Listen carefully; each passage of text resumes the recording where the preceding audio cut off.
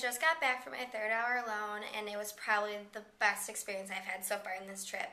Last week when we met with the T students from the Institute, was meeting with my small group of 4, and she offered to have all of us or some of us go to school with her at her placement, because during their T program, they go into the schools every week from year 1 until year 4. So when they graduate, they don't have an additional internship on top of their undergraduate like we do. So she offered to let me go into her school where she's been working this year and show me around and explain to me like more about the Dutch system and what she actually did in her school.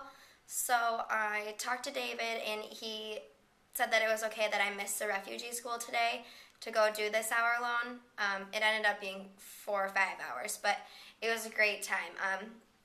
I was really actually worried going into it. I'm not really familiar with the train system, so I talked to Renee, and he was giving me some pointers about where to go and what to do, so that really helped me. And I had my ticket from last week when I got it during my last hour alone, so I was very prepared today. I knew what time my train was leaving, so I got to my platform early, and I waited for the train, and when I got on, I got very intimidated. All the people sitting around me were students our age, and they were kind of giving me dirty looks and making me feel uncomfortable, but I held my own and sat and waited for my stop, and luckily they announced the stops on the intercom, so I was able to know when my stop was to get off at Harlan. So I got off the train, and I was looking around the platform for F because that's where she was supposed to meet me, but she wasn't there, which was basically my number one fear. But I sat down, and as soon as I did that, she came running up the stairs, like apologizing for being late. So we went out to her car, and we went to her school, and she showed me around, and she was explaining to me that the groups compare to levels in the United States. So group 3 compares to grade 1 in the United States. So when we were going to different rooms, she would tell me the ages of them so that I could figure out what it was like in the United States. So after giving me a tour around, we sat down in the classroom she worked in, which was group 3, and the children were so funny. I asked them, when I went in, I introduced myself in Dutch, and then I asked her to ask them if they knew anything about America. And as soon as I said that, one of them stood up and started saying head and shoulders, knees and toes, and it was so cute. So she put it on. They have one of the newest smart boards you can have. It looks like a touchscreen TV, basically. It's like a huge flat screen. So she put on YouTube on the smart board, and they were all saying head and shoulders, knees and toes in English, and then in Dutch, and then back in English. So it was impressive that they knew the body parts, but other than that, they didn't really know much about America other than that we speak English, but they're fairly young, which is understandable. So after sitting with them for a while, we went into younger classrooms, like the group 1, which are very, very little kids, and they were really funny. One of them was talking about how he slept well because they were sitting in a circle and holding a puppet, and if you had the puppet, you got to talk. So it was really cool that the one teacher, who was actually another intern, was able to keep an entire group of 20-something 4-year-olds under control. So after going into the group 1 classroom, we went outside and we watched group 7 in their gym class, and they were playing like stickball, like paddle ball. It was like baseball with different size sticks. So after that, we had coffee and tea, and we're sitting and talking, and she was showing me how students are scored. Like every grade level, they're tested, and how they have to report on the students' progress. And the entire system that she was showing me just seems very complicated, and I'm not sure if it's like that in the United States because I haven't dealt with like the technical level of scoring students because it's mostly the teacher who does that. But it was interesting to see how the children progress and how different classes like stay the same, like their grade average is usually the same.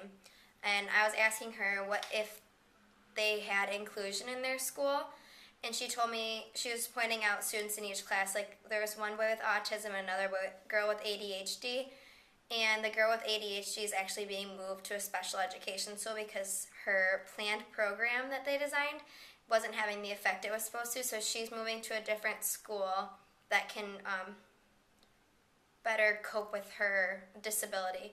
But after that, we were just talking about how she was asking me questions about how in the United States you get into study abroad programs. So I showed her the Michigan State Study Abroad site and like how you apply, and she was asking me all sorts of questions.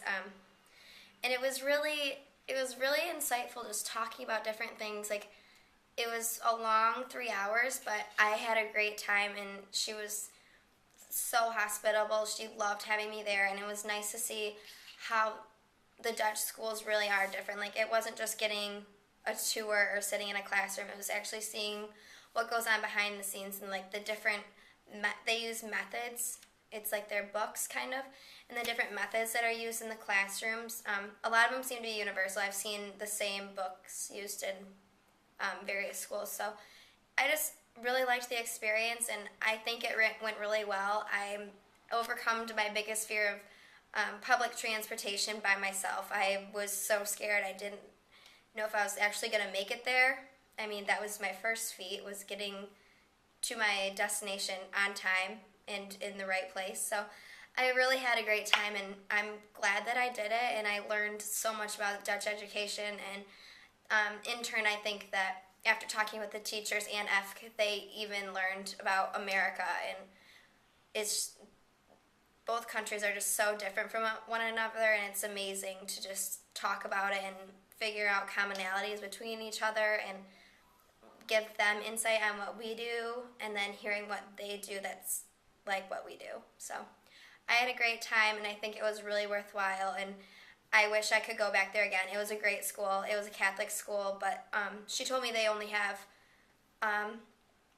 religion class once a week for 30 minutes, which isn't very much, and not many of the students actually are Catholic. They're just taught religion since they are in a Catholic school.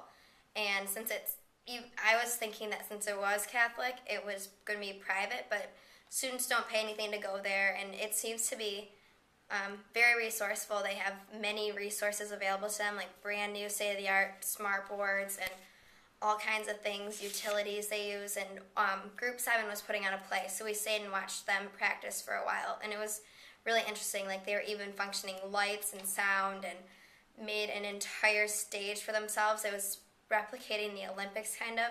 I didn't really know what they were saying, but it was still fun to see. But I had a great time.